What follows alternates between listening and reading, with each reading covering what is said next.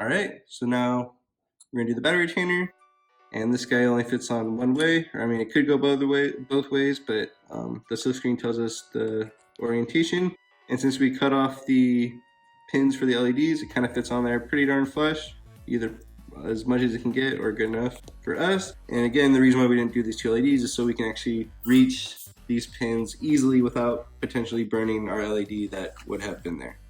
So as always, don't really worry about it being flush. We'll just solder one pin and then we'll come back and fix it. Try not to melt your dip connector either, so don't touch that. Cool. And then we're gonna do as we did before, where we're gonna reflow it and then we're gonna push it through. Good. And then the other pin will be really easy. So just make sure it's pushed through on this edge. Let's solder that pin through here. Then reflow and push through. Careful if you're touching the metal, it will get hot. Good, for it to snap so that it was in there nice and well.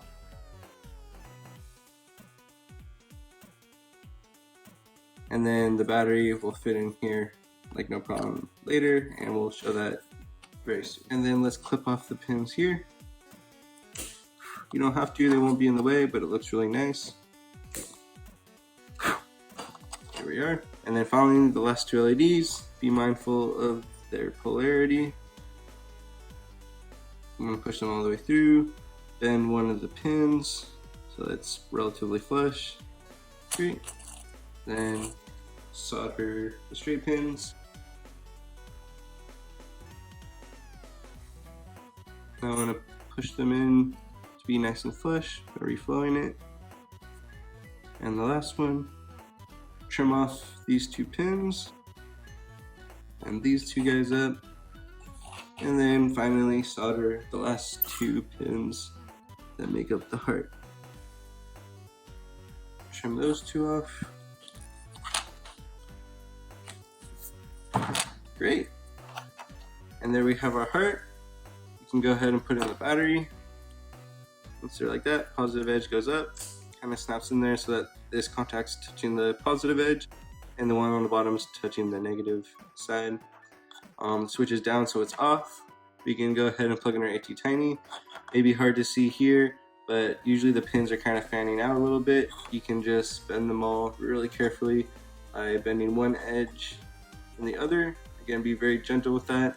Breaking any one of the pins kind of renders it useless. We can plug in our chip. Again, be very delicate about this. Make sure all the pins align because they do break off really easily. That's in there, and we can go ahead and turn it on. It does nothing now, and that's pretty obvious because we haven't programmed our AT Tiny yet, but it will very, very soon.